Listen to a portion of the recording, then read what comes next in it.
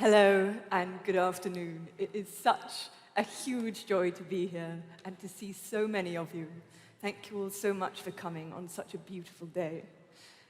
It is a delight to introduce Professor Yuval Noah Harari, who is, as you all know, a historian, a philosopher, a professor. His books have sold over 40 million copies and are in 65 languages. And he routinely speaks with world leaders. He is thought of as one of the most influential thinkers currently writing. And his husband, Itzik, and he have a company called Sapienship, which I think you should all look up later, which aims to discuss important global issues through games and shows and educational workshops, and is very much worth hunting down. And this, the book we're about to discuss, Unstoppable Us. I have one of only 3 copies currently in existence because it's not out yet, is the book that we're here to talk about. It's the first in a series that will cover the sweep of human evolution, human civilization, humankind. And it begins with the very beginning. So, starting at the very beginning, can you describe for us the first ancient humans? What we think we could do and what we think we couldn't do. I mean, the first thing to know about ancient humans is that there were many different kinds of them, which is really kind of a very striking or amazing realization because we are used to being the only humans in the world.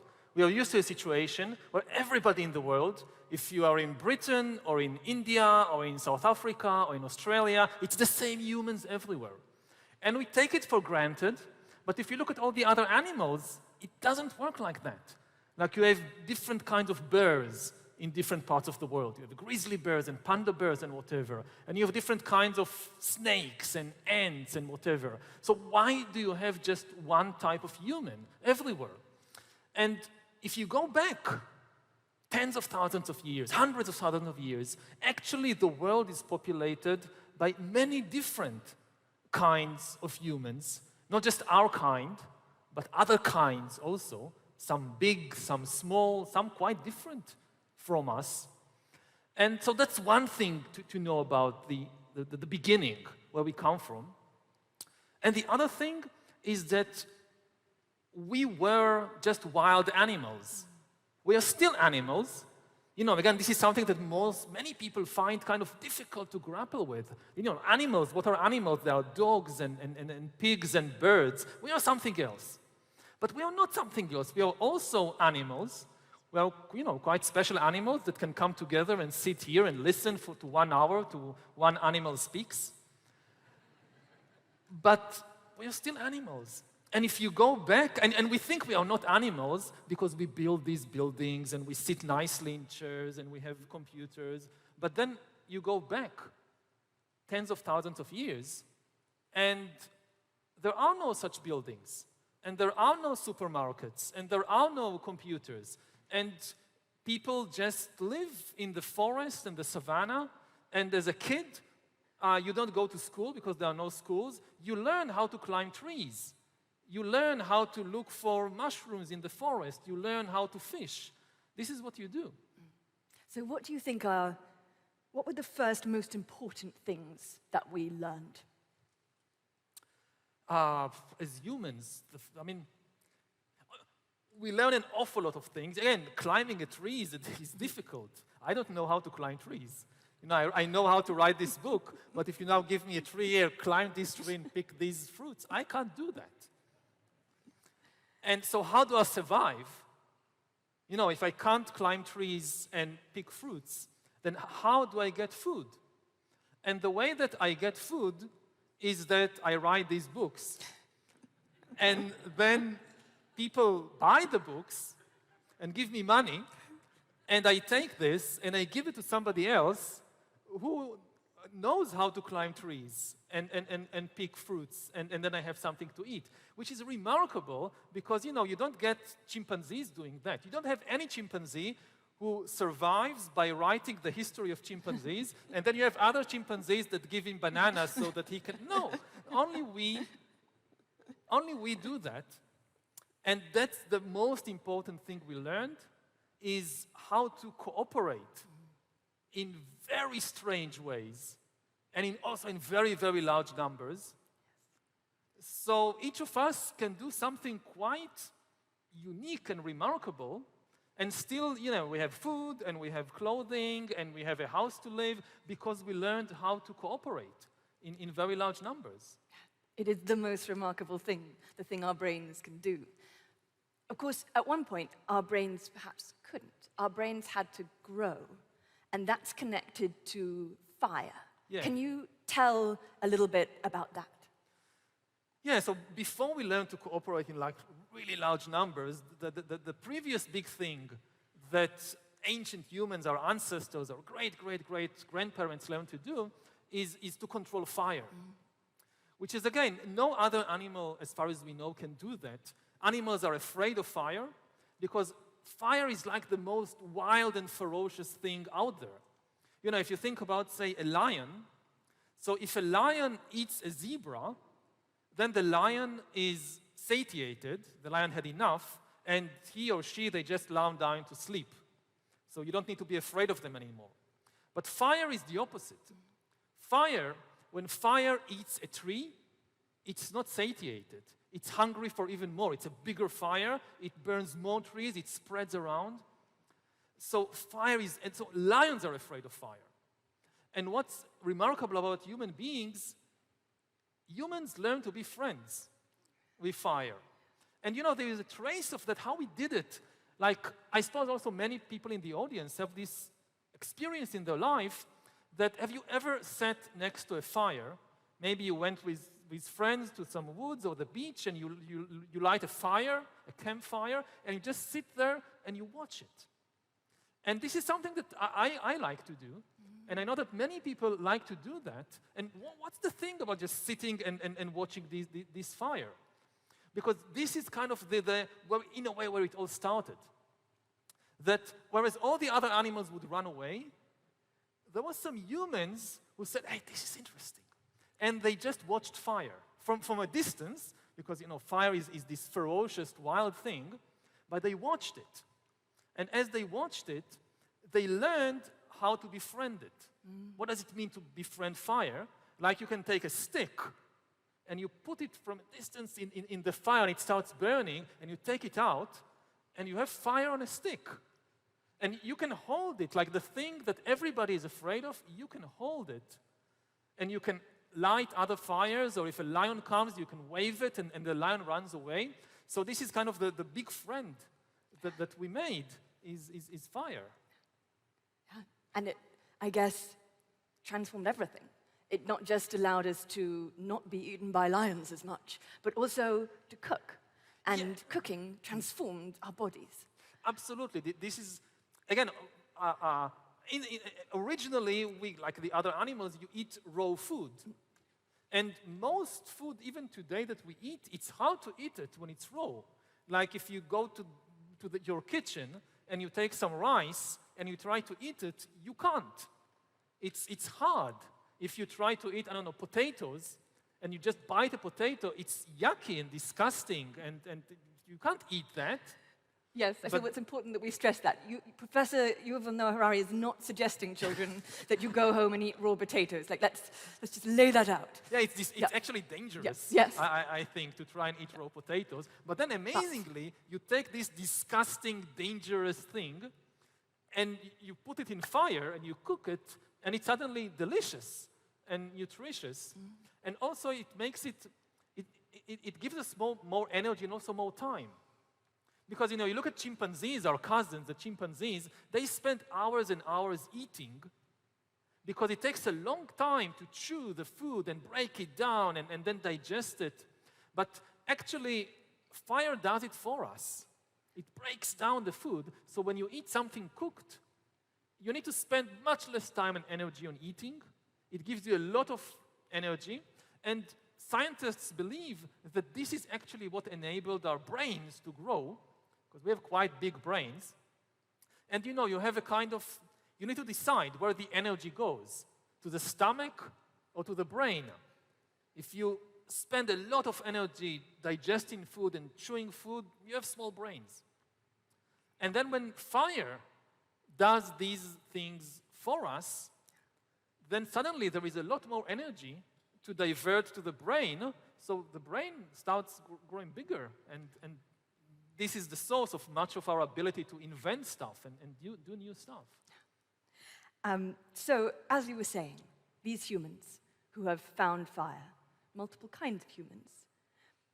And I love this idea that you discuss in your book that I think is so telling. The world might have been different, because it might have been that we didn't end up with just the one kind of human.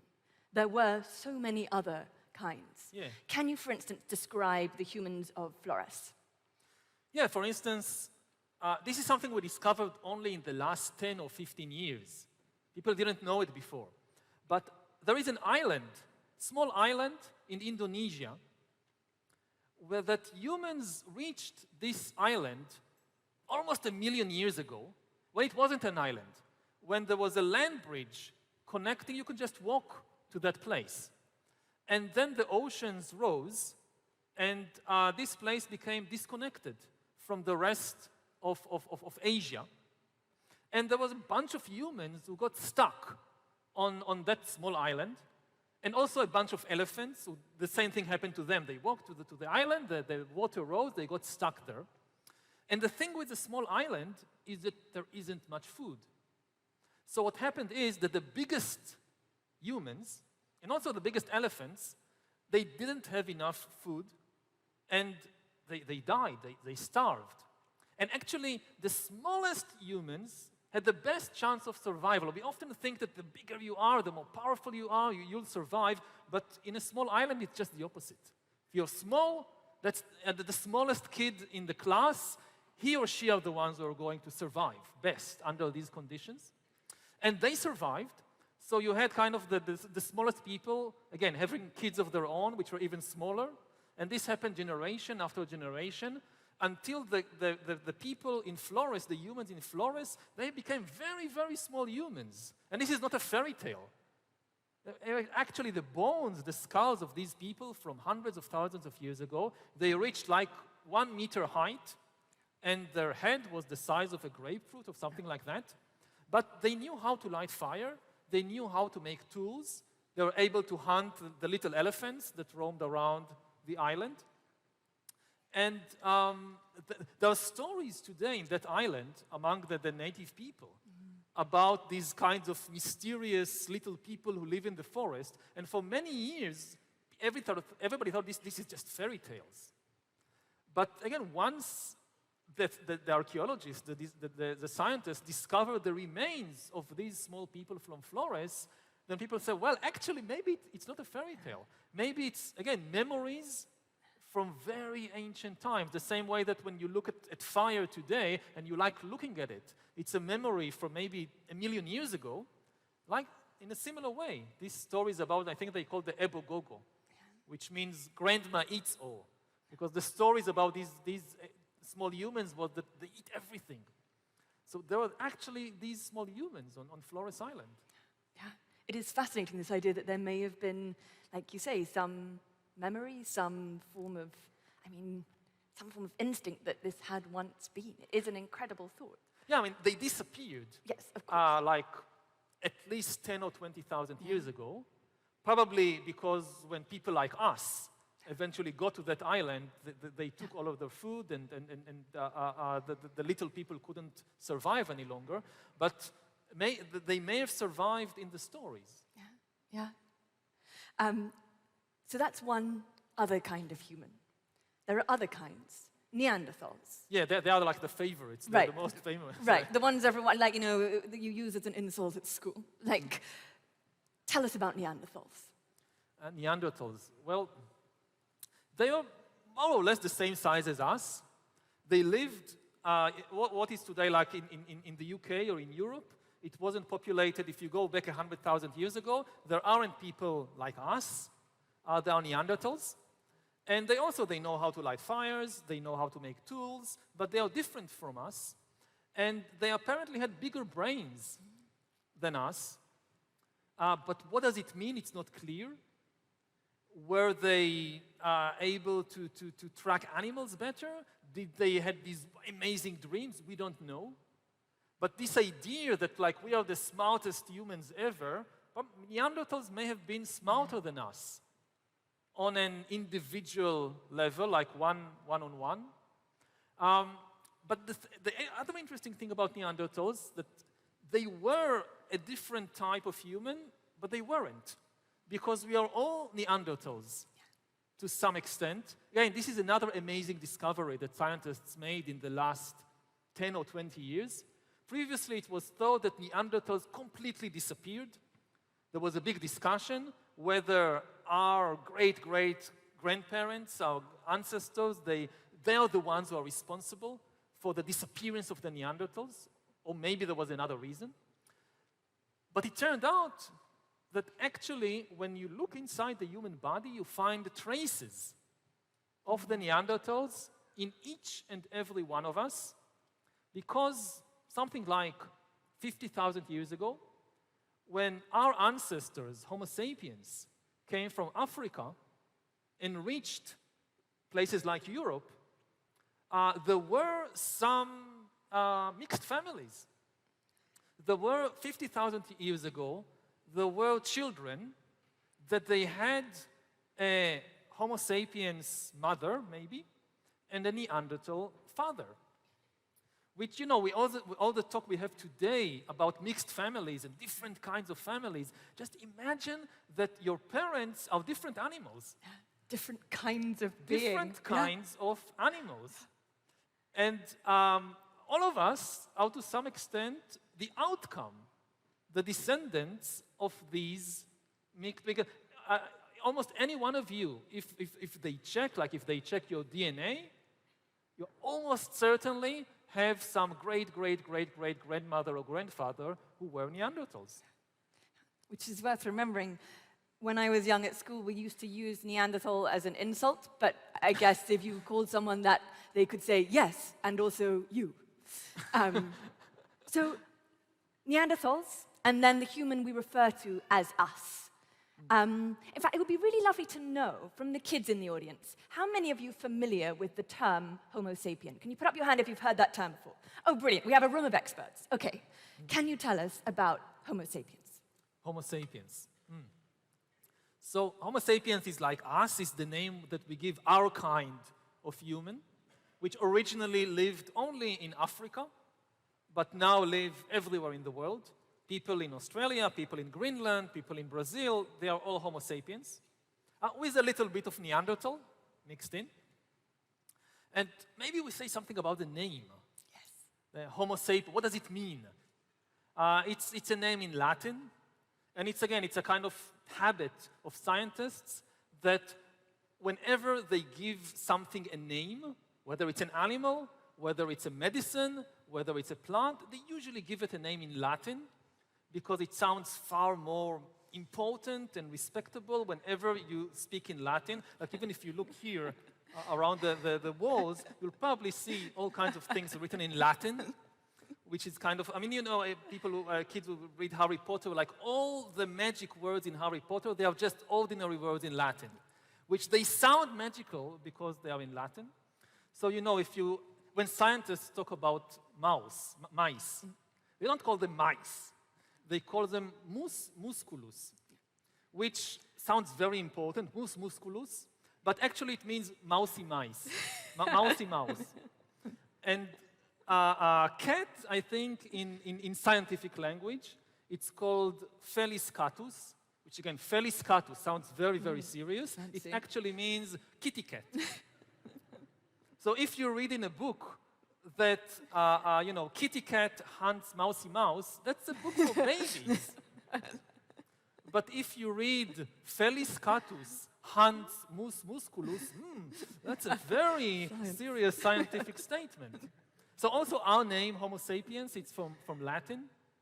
And homo simply means human. You can even hear in the word homo, human, it's connected. And sapiens means wise or smart.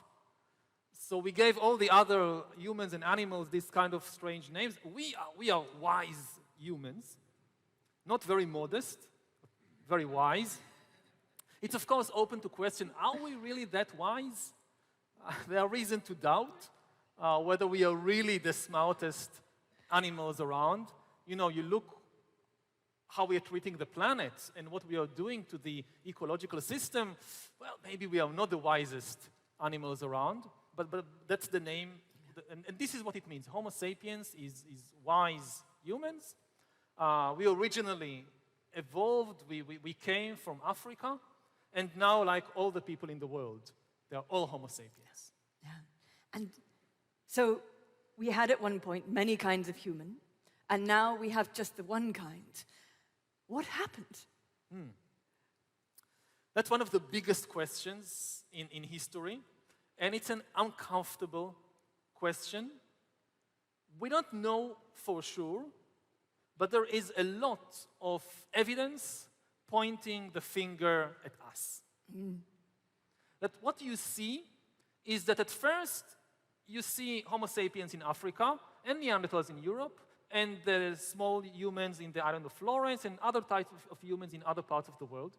And then you see, again, in the record, like you dig in the ground and you find bones, and you see that suddenly you see evidence, bones of Homo sapiens also in Europe, also in Asia, also in Indonesia. And at around the same time, no longer any evidence for all the other humans. So one theory is that as Homo sapiens spread from Africa, they were better than the other humans at hunting elephants and at climbing trees and picking apples and whatever. So we didn't leave a lot of food for the other humans, and they gradually disappeared. The other theory is that it was more violent. There are actually clashes. Like we have wars today between people, then there were also violent clashes back then, for instance, between sapiens and Neanderthals, or sapiens and the small people of Flores, and that we directly killed at least some of these ancient humans, and this is kind of the, if you want to speak in kind of religious terms, the original sin of Homo sapiens, that we caused the disappearance. We killed all our relatives, all the other humans in the world. Again, we now know that also some mixing together, like with the Neanderthals, but it seems that there was also a lot of conflict back then. And of course, so one of the things that the book brilliantly phrases, I think, is why we were able to do that and what it was in us. And you talk about it as being our superpower. Yeah. And our superpower was what? Yeah, so when people hear the word superpower, they think about they can read minds, or they could be invisible, or they can fly faster than a bullet. But you know that we don't have this superpower. I mean, whatever the human superpower is, it's something we all have. So it can't be any of these things. So what is it? And the answer, I mean, it's made of two parts. First of all, it's what we talked about earlier. It's our ability to cooperate in very large numbers. As far as we can tell, what's happening right now couldn't have happened with Neanderthals.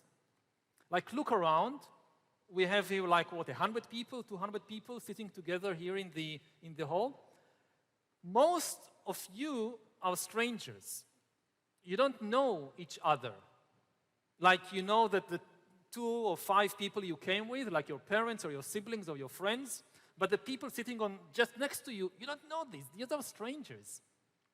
And yet you all sit here together and you listen to us, and you're not afraid that the strangers on the other side will, I don't know, stand up and start beating you. I don't know what will happen. You couldn't do this with Neanderthals or with chimpanzees. Just try to imagine, let's imagine something together, like we have exactly the same thing, but with chimpanzees. Like, we are chimpanzees. We came here to talk about the history of chimpanzees, and we invited a lot of chimpanzees from London to come to this gathering. And they come like 200 or 500 chimpanzees. What would happen? It would be complete chaos. Like jumping around and screaming and fleeing, because how can you trust one another? How can you trust somebody you never met before? And that's our superpower, that we can cooperate with a lot of strangers. We do it every day. Again, the food we eat, most of it comes from strangers. If you think about the big things that people do, like building this amazing place, like this is not something that 2 people can do, No. or 10 people can do. There are, tens of thousands of people need to cooperate to build a place like this.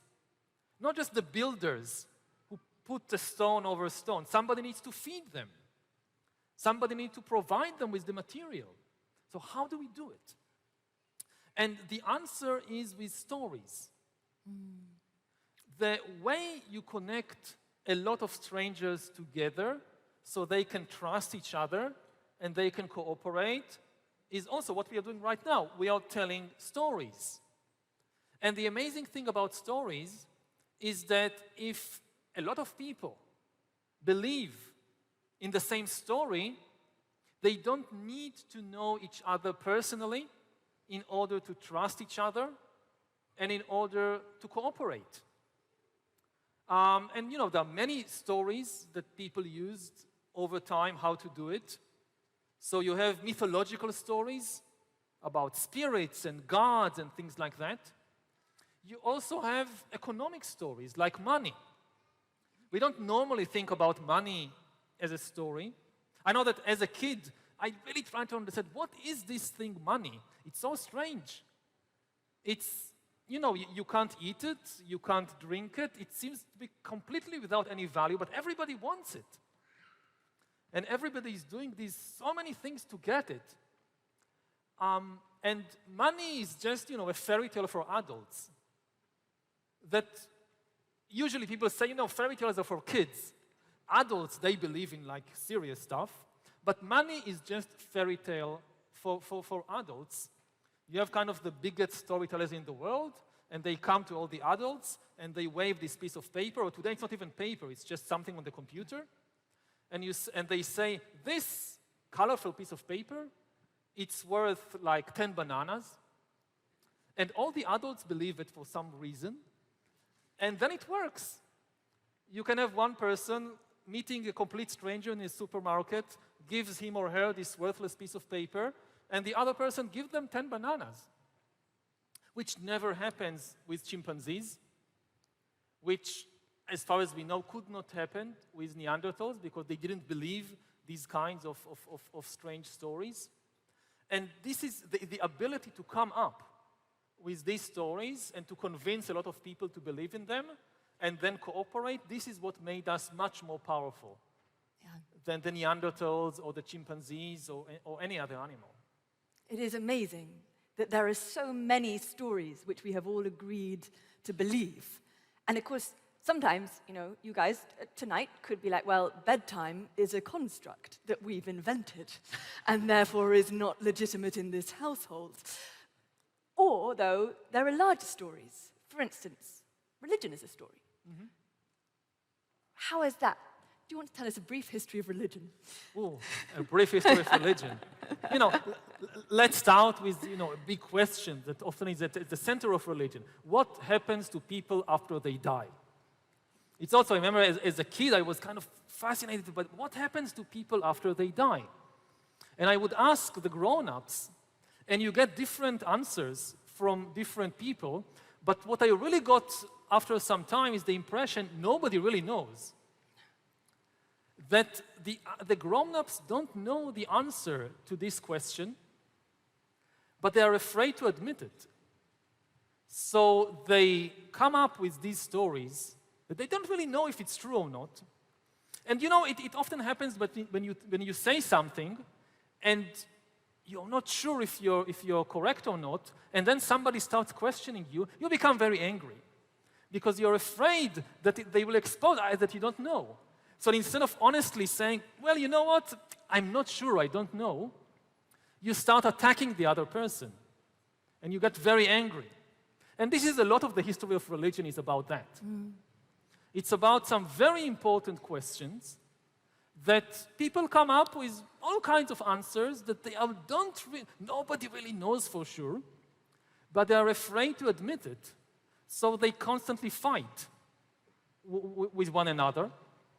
But again, there is the other side of the coin, is that if you convince enough people to believe the story, even if you're not sure of it, this is something very powerful, because it can help everybody cooperate to build a place like this, or to produce food together, or to build a hospital together. Yeah. So it's always a kind of delicate balance that, well, you know, if I start asking too many difficult questions, is it really good or bad? Mm-hmm. It's not always clear, because I want to know the truth, but it could also make a lot of people upset. It could also cause a lot of people might lose this ability to cooperate together. And that's dangerous. Yeah. So it's a difficult question. It's a real question. It is. It is such a huge question. And of course, to say something is a story is not to say it's untrue. It's to say that that's a way that we have come to understand it. Mm-hmm. I find it such a fascinating thing that is the way we are able to reach each other with these stories. Yeah, I mean, stories are the way our brains take fire. Exactly. We don't know about other animals because we are not other animals, and it's hard to know how a cat or how a horse understands life. We only know ourselves. And what we know about ourselves is that we are storytelling animals. This is kind of the way that humans get the world. That, you know, it's difficult, and you have today scientists that try to describe the world in numbers, with all kinds of statistics and equations and charts. And I know that many people, many children, also me, I couldn't understand it. Like when physicists were describing the world to me in equations. We need somebody most of the time to translate that into a story. And again, that's a problem. Because some things in the world, they don't work like that. But and it's one of the things, it's not easy to be a human being. I mean, I suppose all of you discovered it, however old or young you are, you discovered that it's not easy to be a human being. And, you know, we have this enormous power, but we often don't know what to do with it. We often don't understand the world, we don't understand our lives, and that's scary. And, you know, especially growing up, you don't know what you're supposed to do as a human. That's what makes it so hard very often to grow up as a young human, that you don't know what the destination is. What am I supposed to be? It's a big question. Yeah, it is. We're going to go on to talk a little bit about what we know about the daily life of some of the earliest humans, about art and food. But before we do that, I'm going to pause and just see if anyone wants to ask any questions about what we've been discussing so far before we move on to the next bit of our conversation. Does anyone here have a question? Any children have any questions before we head on? Oh, yes, there's a question there. Oh, wait, yes. Brilliant, thank you. We have a fabulous roving microphone, and it's going to come right to here. Okay. Yeah, we'll be if we can go right in the middle of the front, because that was the one we saw first, and then we'll take one from over there, and then we'll go back to our conversation. There's a young woman here. Thank you.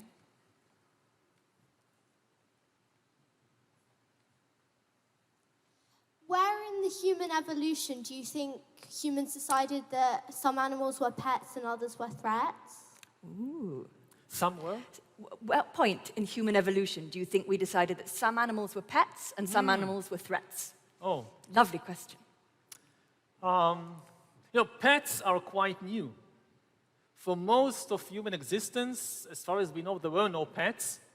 Some animals were threats, like lions. Some animals were food. But we didn't have pets.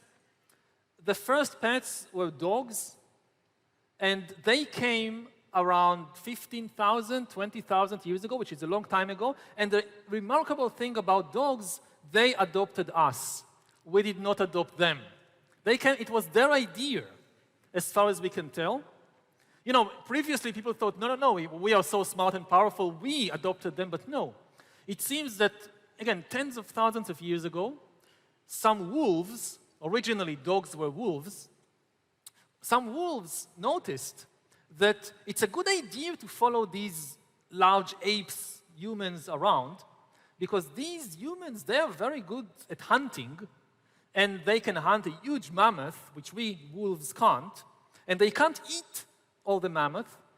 So if we just follow them, they'll hunt the mammoth, they'll eat, they'll go away, and then we can eat the rest. So they started following humans around, and they started kind of understanding humans better and better.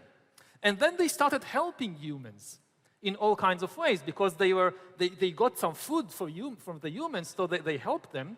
For instance, they helped them find the mammoth, because wolves have a much better sense of smell than humans. I can't smell a mammoth a kilometer away, or even 100 meters away, but wolves can. So the wolves started pointing humans, that's the direction. Now go and hunt them, and then we have something to eat. And also they began warning their humans. Again, we think about dogs as ours, but they thought about it, a particular human group as their humans. And if, for instance, in the middle of the night, some lion came, or some big saber-toothed cat was approaching to eat the humans, so the wolves would raise the alarm and would bark, so the humans would wake up and defend themselves. And gradually, the humans and the wolves, they came more and more together. And some wolves moved from the forest to sit also around the campfire, and they became dogs, which still help us in all kinds of ways. If a cat is coming, they'll bark, so we know the cat will not eat us.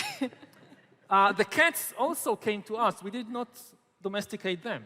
This happened later, when humans began to have agriculture and to have these big granaries full of wheat or barley or things like that, so they had problem with mice. And then the cats came to hunt the mice, and the humans were happy about it, because less mice, more wheat to eat. So this is how cats came. And so there are much more to tell, but on kind of the most interesting thing to know is that they adopted us, not we adopted them. Brilliant. We'll take one more question, and then we'll go back to talking about daily life.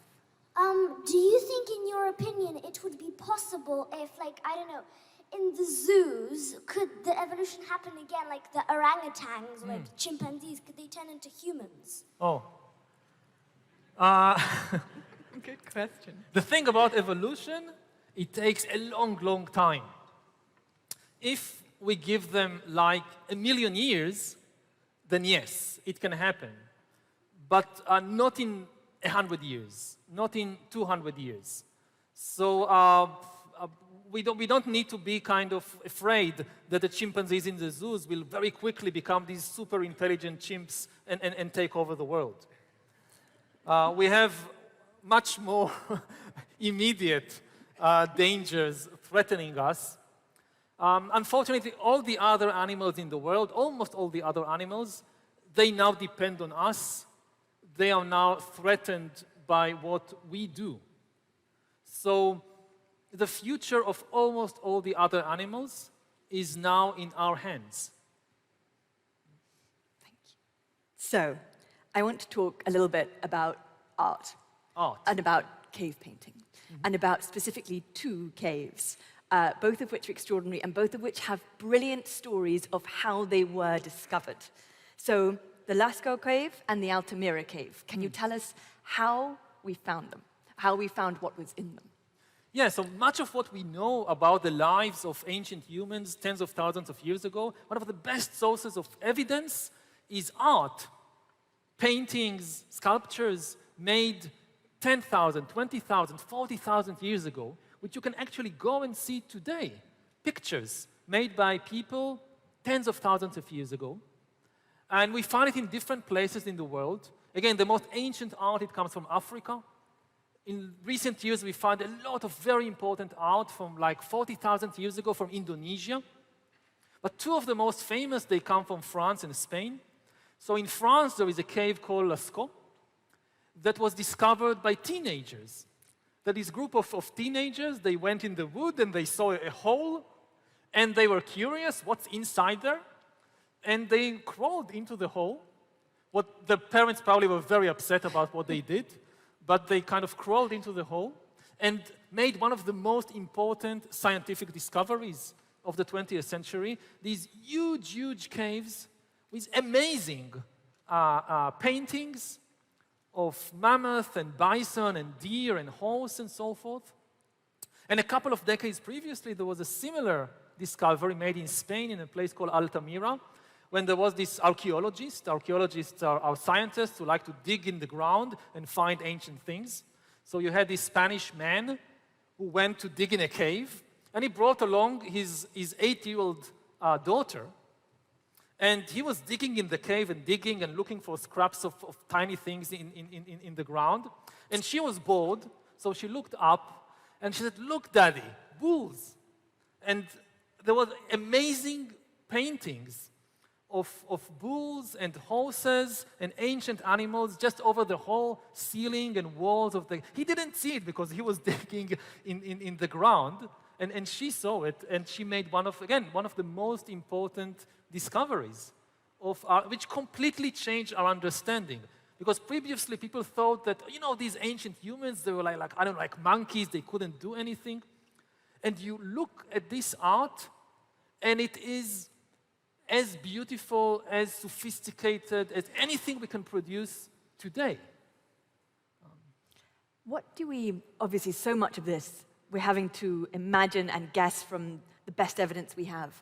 But how do you think that they were making those paintings? Especially, you talk in the book about, I imagine you can all picture them, some of those very beautiful handprints that we have on walls, which we think might have been made by women.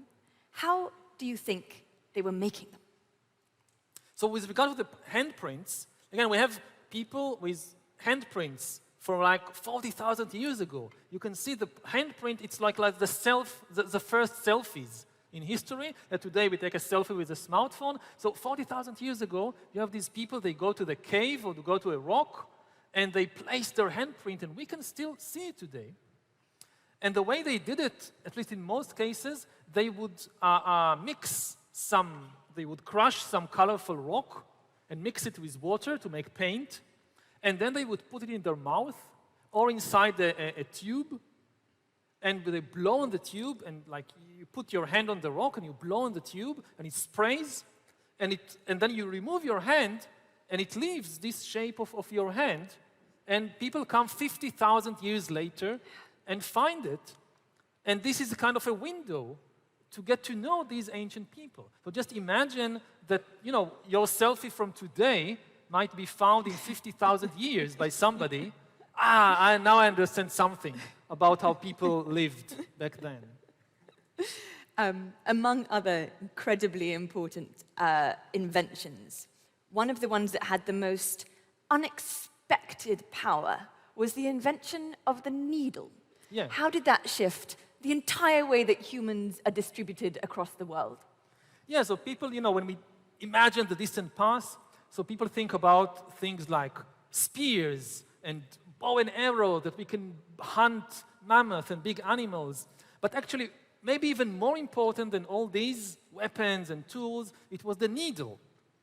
Because what could you do with a needle? You can make warm clothing. One of the amazing things about humans like us, we came from Africa, which is a hot continent, and we spread all over the world. England doesn't seem very cool these days, but it was very cold back in the Stone Age. And they spread even to Siberia and managed to cross over to America through the Arctic, a place where in winter, temperatures go down to minus 50 degrees Celsius. Now, how does a human from Africa survive there? So you have their animals, like woolly mammoth, but they developed for millions of years with layers of fat and fur to survive in Siberia. How can somebody like me survive in Siberia with clothing? And to make clothing, you need needles.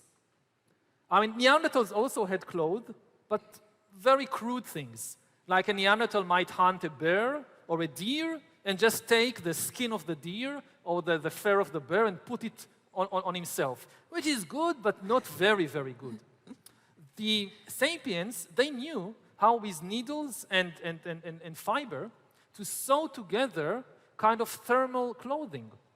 You take the skins and furs of different animals and you put them on top of each other and you sew them together and you create thermal clothing that an animal from Africa can put on and survive in -50 Celsius. And this is how they spread to... Without this, no other humans could reach America because no other humans knew how to make clothes. And our kind of humans, Homo sapiens, because of the needle, we managed to do that. And then, of course, we also invented rafts. And that, again, changed a huge amount about the way the world looks now. Yeah, again, previously, when an animal wanted to go into the ocean, it had to wait millions of years for its body to change through evolution. So we have examples, like whales originally were land creatures. If you go back 50 million years, you don't find whales. You find these small land animals that look like a bit like dogs. And they are the ancestors of whales. And they eventually went to live in the ocean, but it took them millions of years to change their body. Now, humans like us, we didn't change our body to start going to all kinds of islands and crossing the ocean to reach Australia. Instead, people invented rafts and boats. And this is how they managed to get to Australia, for instance, about, again, 50,000 years ago. And this was a huge, huge thing. Maybe the first big thing that humans did in our history, which really changed the world, was reaching Australia. Because once humans reached Australia, very quickly, almost all the big animals of Australia disappeared. Today we know in Australia we have the kangaroo. And you know, that's other small animals, but big animals, it's just the kangaroo. But if you go back 50,000 years, Australia is full of huge animals. And they all disappear when humans invent rafts and boats and cross the ocean and reach Australia and start hunting these animals, and they disappear. And the biggest advantage, perhaps, that humans had, and this is why, you know, the animals in Africa didn't disappear, not all of them, but those in Australia did, because the animals in Australia were not afraid of humans. You need to learn to be afraid. It sounds strange that you need to learn to be afraid, but you do. Like if you ask yourself today what people are afraid of, so lots of people are afraid of spiders. Like I don't like spiders. As a kid, I was terrified of spiders. Which is strange because spiders hardly kill anybody. Every year, you know, you have very few cases. In contrast, cars are extremely dangerous. But very few people are afraid of cars. Because we are not used to being afraid of cars. It takes, again, thousands of years, slow change to learn to be really afraid of something. So it was the same with the big animals of Australia. When these, for the first time, they saw these apes coming, landing on the shore, the big animals of Australia look at them, they don't seem scary. Like, look at us, we are not scary. We aren't big and muscular like chimpanzees. We don't have long teeth like tigers. We don't have sharp claws. We are not poisonous like snakes. We just don't look scary. And in fact, a single human being is not a very dangerous animal. What's really dangerous about humans is when you get 100 of these apes running after you from all directions with bows and arrows. That's the most dangerous thing in the world.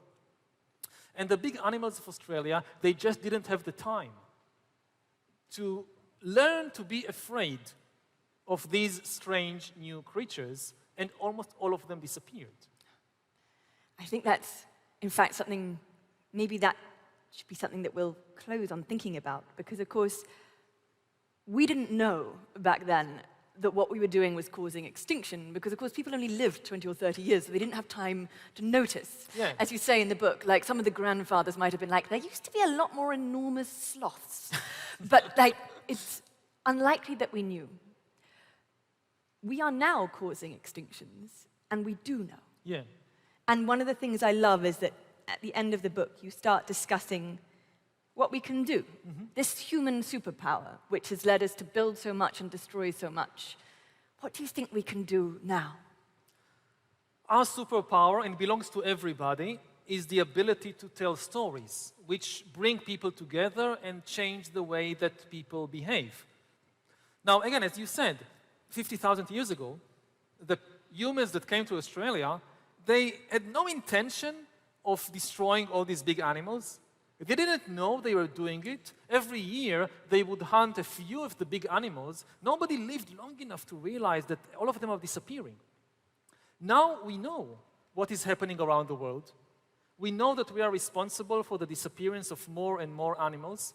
We are changing the very climate of the earth. We are putting our own existence also in danger. And it's fundamentally, it's because the way we cooperate. And we can change how we behave. But to change how we behave, we need to tell different stories. And this is something that young people are fully capable of doing.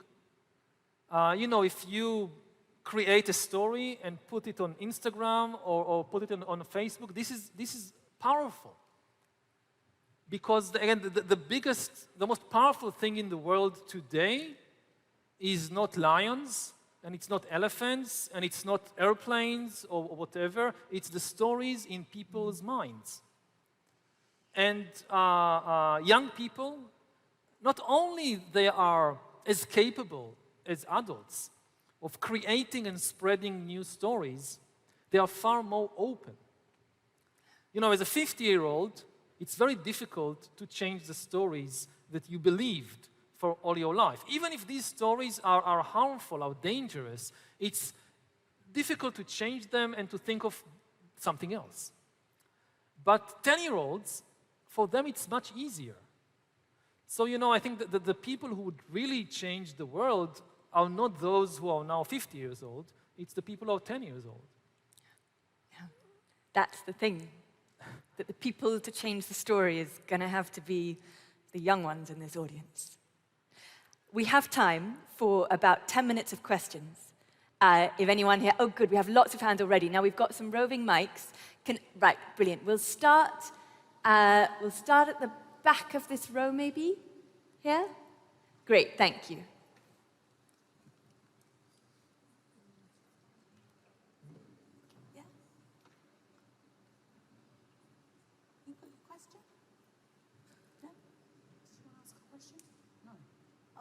Oh, is there? In that case, if we could come a little bit closer and we'll go there, please. Yeah, thank you. Do you want to stand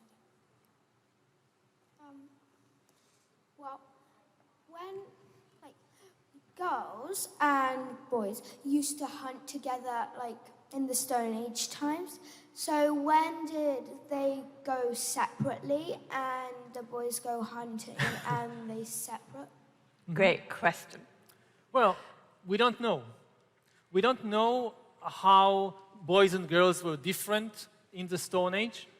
The most likely thing is that it was different in different tribes, in different bands. Not all the people in the world, either in the past or today, believe in the same stories and behave in the same ways. So even also when you go 50,000 years ago, maybe you have a tribe where people say boys and girls are very different. Only boys can hunt, and girls should stay at home and with their needles make clothing. And this is how they behaved there. And in another tribe, which was maybe just, 100 kilometers away, they said, this is nonsense. If some girl wants to join the hunt, or if a boy likes to sew clothes with needles, wonderful. Let them do that. And this is what characterizes humans as an animals, that we don't have this set way that everybody must behave in exactly the same way. We have many, many more opportunities, many more possibilities. Thank you. If we could come down, there's a person in a green t-shirt right there. Thank you. I'd like to ask, why did people understand that animals' skin could be so useful to keeping warm? That's a good question. I haven't thought of that. I guess they just tried. You know, you go somewhere up north and it's very cold, and maybe you hunt a deer, mainly for first of all in order to eat, and you kind of cut the skin and throw it away because you can't eat it, but then it's very cold, and like you huddle together, and somebody has this idea, maybe we put this deer skin on us, and you find out, hey, it keeps us warm, so you start doing it. And eventually, maybe you go hunt the deer, not so much for the food, but actually for the skin or for the fur. Or maybe you go again out in the snow and you're like freezing and shivering, and you see this mammoth there, and she's all happy, and you see this the fur she has, and you think, if I had this fur, I also wouldn't be so cold.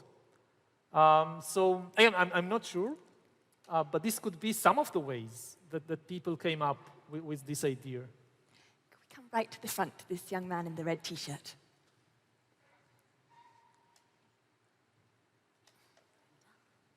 How does Vipassana help you write your books? How does Vipassana?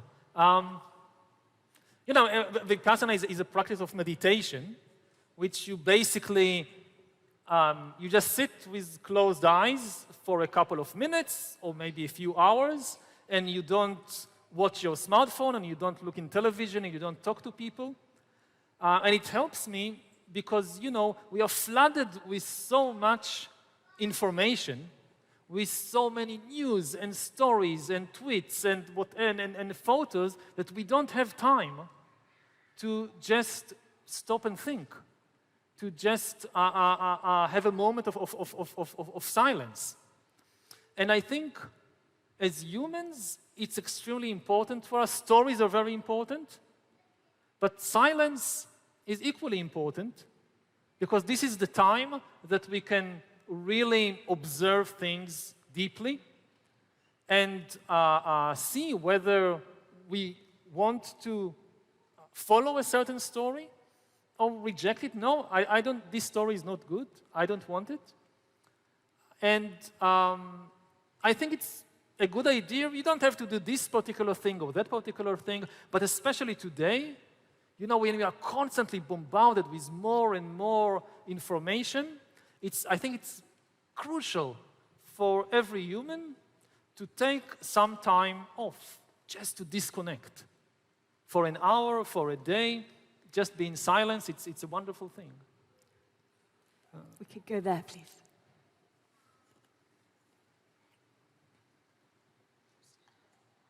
So you know you were talking about all those stories. Do you think God is a fairy tale? Different people understand by the word God completely different things. Some people imagine that God is an old, angry man in the sky with a big beard that constantly watches us, and if we do something that he doesn't like, he punishes us. And I think this is a fairy tale. This is the kind of thing that people think about themselves. Other people understand by the word God, they use it to refer to something like love. That, you know, the potential for love, that people say that God is everywhere, and they mean that there is a potential for love in everything, in everybody, everywhere. And this kind of God, I think, yes, this really exists. There is a potential for love everywhere. So you need to, and I personally tend not to use this word because it's taken. You know, again, this goes back to the stories. When you tell a lot of stories using a particular word, then the word is taken. And if you use the word in a different way, people don't understand. So again, from my experience, too many people in the world, they don't understand God to mean love. They understand God to mean an angry man in the sky that hates all kinds of people and is angry about all kinds of things. And I don't believe in that kind of God, so I don't use the word. If we could go here, please.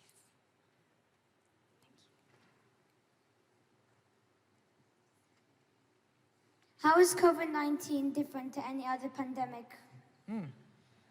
It's different because it's the first time that we actually have the power to stop it. For most of history, when a big disease came, people were completely helpless.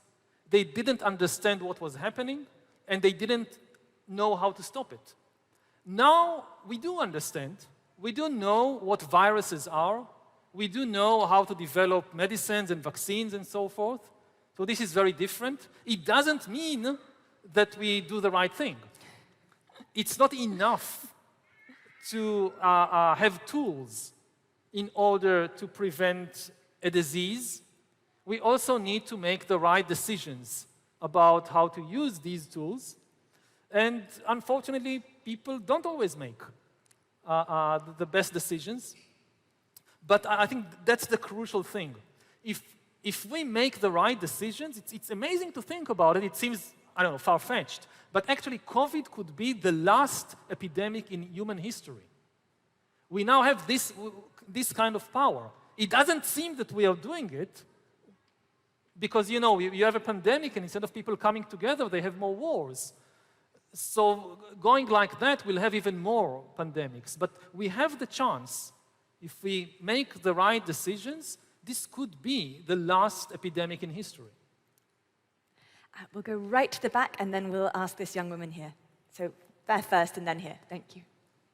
You see on the news that people are talking about creating new AIs, but what do you think about how they'll play a part in the help for climate change? And AI is a tool, and like with every tool, the question is how to use it wisely. You know, you have a knife. You can use a knife to kill somebody. You can use a knife to save their life in surgery. And you can use a knife to cut salad for dinner. The knife doesn't tell you what to do with it. So in a way, AI is a bit similar. We can use it for terrible things, and we can use it also for good things, like to be able to prevent climate change by having more efficient energy systems and things like that. The one thing which is really different, though, about AI, it's the first tool in history that can make decisions by itself. The knife can't decide how to use it. But the interesting and scary thing about AI, that it is something that can actually make decisions. And this makes it very dangerous and very, very important that people, before it's too late, make the right decisions how to use it, how we should use AI to help us instead of AI enslaving us and controlling us. This is one of the most important things today in the world. And our final question will be this young woman at the front. Thank you. Has medical advancement made things better or worse for the planet by us living for so long? Has medical advance made things... Generally speaking, it made things better for us humans, that's without a question. You know, if you go back just a century, just 100 years, about a third of children did not reach the age of 20. 100 years ago, all over the world, a third of the children who were born died before they reached the age of 20 because of infectious diseases, because of malnutrition, things like that. And this was for most of history. So like if you have a family and you have like 3 brothers or sisters, there is a very good chance that one of you will die before 20. And this was terrible for everybody. And because of medical advances, because of better hygiene, because of vaccinations, because of antibiotics, this is no longer the case. Around the entire world today, even in the poorest country, out of every 100 kids born, 95 would reach the age of 20. In developed countries with developed medical systems, like in Britain, it's 99 kids out of every 100 would reach to be 20, which is a wonderful thing, obviously for the kids themselves, for their brothers and sisters, for their friends, for their parents. But two important things. First of all, we need to make this available for all the humans on the planet, not just for the humans in rich countries like Britain. And the second thing is, it shouldn't come at the expense of the other animals. That we make a better and better life for us and a worse and worse life for all the other animals in the world, because other animals, they can also suffer. They also feel pain. They also feel fear. They also love their young ones. You know, cows love their small, what's the name, calves? You know, the word kids that we use for human children, actually, originally, kids mean the young of the goat. There is the goat mother, and her offspring are called kids. And farmers 10,000 years ago, when they started raising goats, they started nicknaming their own young, you're also kids. And kids, the original kids, the young of goats, they are afraid if they are separated from their mother. Their mother is very, very sad if they take away their kid or do something bad to it. And we should care about all the other humans in the world, but I also think that, you know, going back to the beginning of our discussion, we are animals. And talking about this kind of potential for universal love, which some people call God, so it includes the other animals. And we should also love them. They also love one another. So I hope that we learn with the enormous power that now humans have to take care not just of all the humans in the world, but also to take care of all the kids in the world and of all the other animals out there that we are responsible for. Thank you so much. Ladies and gentlemen, Professor Yuval Harari.